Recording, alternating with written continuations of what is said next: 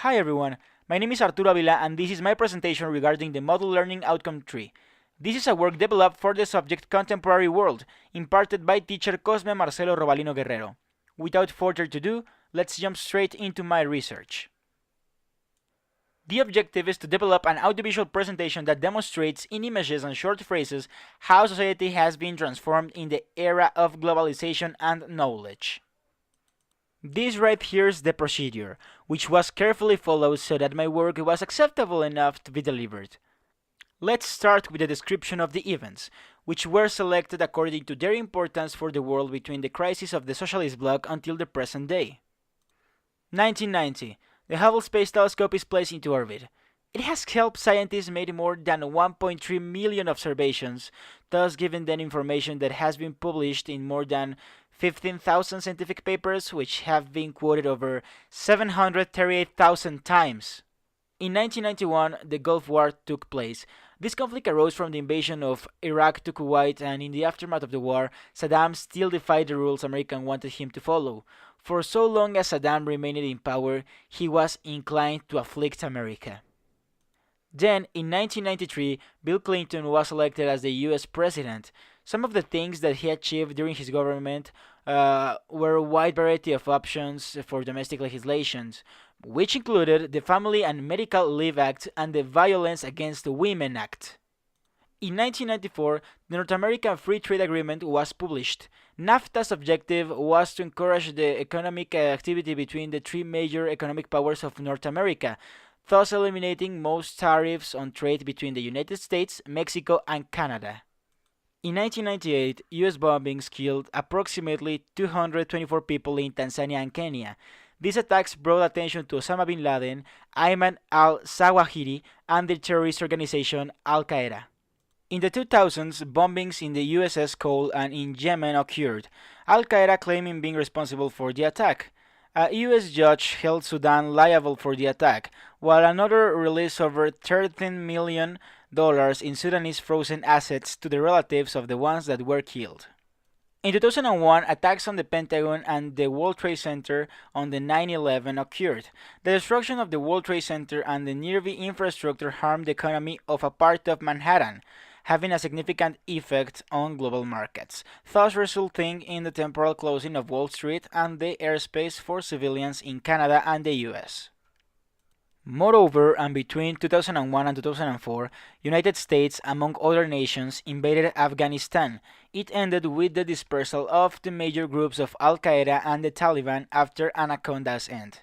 On February 2002, the decision of not expanding international security forces far beyond Kabul was taken. Then, in 2002, the Department of Homeland Security was created. After what happened on 9/11, this organization was born, with a special attention towards anti-terrorism actions, which resulted in a new National Threat Advisory System, which was color-based. In 2003, the US invaded Iraq. The military action did not only aggravate the humanitarian crisis, but also caused major economic, political, military, and legal repercussions. In 2006, the United Nations Human Rights Council was established. It quickly became accused by the former president of the council, Doru Costea, the European Union, the US, and Canada of focusing out of proportions on the Israel-Palestinian conflict, being the institution that has attended more resolutions regarding Israel's condemning than the rest of the world combined. Then, in 2008, Fidel Castro resigned as president of Cuba. After his retirement, he continued to interact with Cuban citizens and became involved in the public life. He continued meeting leaders and dignitaries from different countries, started giving some speeches, and influenced in the global way of thinking regarding the tension between US and some other nations. In 2008, Barack Obama was elected as the 44th President of the United States. He addressed the global financial crisis and implemented a major stimulus package, a legislation to reform the healthcare system, a regulation foreign bill, and, moreover, the end of the US military presence on Iraq. 3 years later, on 2011, the death of Osama bin Laden was announced by President Obama. The President Obama appeared on major television channels at 11:35 p.m. to announce that bin Laden was killed during an operation conducted by the US. In 2014, the crash of the Malaysia Airlines Flight 17 in eastern Ukraine occurred. Just a few months after the crash, and because of this event adding to the financial woes of the airline, the shareholders were forced to decide whether if recapitalize the airline or not.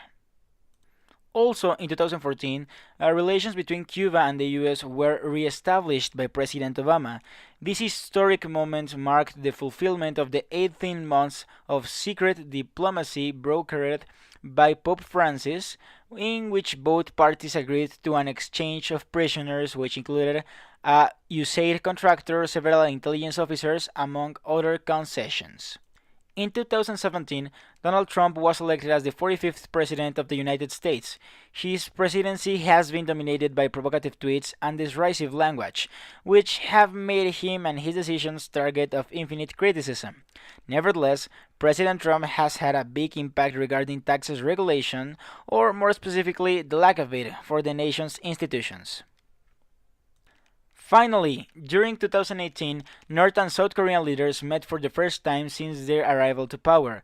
Both of them exchanged their opinions on a wide variety of subjects, which ended with both leaders signing a declaration that forces both countries to carry out a complete denuclearization.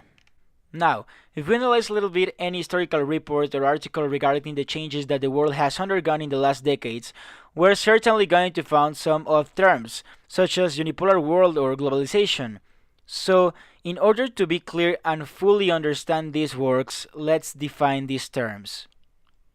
Globalization, according to Melina Kolb in 2018, is the word used to describe the growing interdependence of the world's economies, cultures, and populations, brought about by cross-border trade in goods and services, technology, and flows of investment, people, and information. In order to facilitate these movements, countries have built economic partnerships. Nevertheless, this term started being used after the 19,000s Cold War, as modern life began being shaped by these international cooperative arrangements. Terrorism. This one is a little bit unorthodox. Terrorism is not itself an ideology like capitalism, communism, or socialism. Rather than those, it is a tactic, some strategy used to achieve a specific goal. According to Frederick Lemieux, in 2017, this strategy is often used in asymmetric power struggles when a weaker person or group is fighting against a powerful nation state. The main objective of this violence is to create fear in the population, which usually provokes a violent response from the state. Unipolar world. Regarding international politics, unipolarity can be understood as a distribution of power in which only one state exercises most of the economic, cultural, and military influence. According to Venkat Reddy in 2018, unipolarity is an interstate system and not an empire. Moreover, and almost from the beginning of the 19th century until the present day, it's common to classify the world as unipolar, bipolar, or even multipolar. Regarding unipolarity, some examples of major empires of the world could be the First Persian Empire or the Roman Empire. If we want a more up-to-date example, we must look no further than the United States, the kingpin of cultural, political, social, economic, and military influence in the modern world. Digital era. According to Jill Shepard in 2004, the digital era can be seen as the development of an evolutionary system in which knowledge turnover is not only very high, but also increasingly out of the control of humans, making it a time in which our lives become more difficult to manage. An example of this could be the so-called semantic web, which was in charge of understanding meanings and replacing them in the search function of unknownly matched words that usually have multiple meanings, thus eliminating possible confusions among similar terms.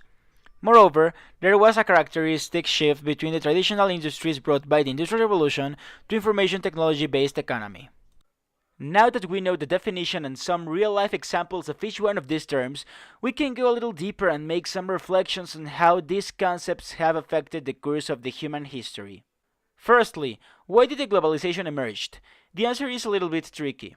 Obviously, its emergence can be attributed to a conquest, which was the source of a lot of historical episodes where a single economic system has implanted over a geographical terrain. No, the source of this one was different, something new. What initially caused globalization was the development of technology. During the post-war period, all the costs of travel, transports, and communicating information fall dramatically, and all of this due to the development of technology. For example, in 1946, a 3-minute telephone call from the US to Britain cost approximately $12. However, nowadays the latter costs approximately 48 cents, disregarding the fact that the consumer prices multiplied 8 times in the mentioned period. Some decades ago, there was no internet or fax or emails, nor PCs, cell phones, or satellites. A lot of things that are day to day happenings for us were phenomena dreamed by the futurists of half a century ago. For example, in our modern globalized world, Indians that reside in Bangalore with medical degrees can make a living by performing as secretaries to American doctors. Obviously, what initially allowed this lifestyle was the availability of rapid, cheap, and also reliable communication technologies, which were also key factors to the integrations of the international capital market. This same factor is vital in the process of growth of multinational corporations. The latter, among other factors such as the spread of consumer knowledge that arises from advertising and travel, are what have had encouraged this communicative revolution. Moreover, the reduction in the costs of transport has also been a key factor in the growth trade. The next thing in which we can reflect upon is what caused the terrorist attacks of the 20th century. Regarding the 20th century, terrorism attacks became overriding around all the globe as religious, political, and even social activists demanded a change. For example, the Jews that were living in the occupied Palestine in the 1930s conducted a violent movement against the British occupiers with the goal of creating the State of Israel. Furthermore, and during the 1970s, novel methods such as hijacking airplanes were used by the Palestinian terrorist groups. Some other groups, assuming causes like environmentalism and animal rights, orchestrated several acts of violence between the 1980s and 1990s. After analyzing some of these attacks, I have realized that there are three main factors responsible for terrorism. The first one is the political. Regarding this aspect, terrorism was originally theorized during insurgency and the so-called guerrillas, which were a form of violence politically organized by a non-state group or army. Then the second one is the religious. Several thoughtful studies have revealed that terrorist groups select and interpret religious concepts according to their convenience and their needs, thus giving support and justification to their acts. Nevertheless, religion itself does not cause terrorism. The last factor is the socio-economic one. Explanations of this area point out that various forms of motivations that drive people into terrorism exist.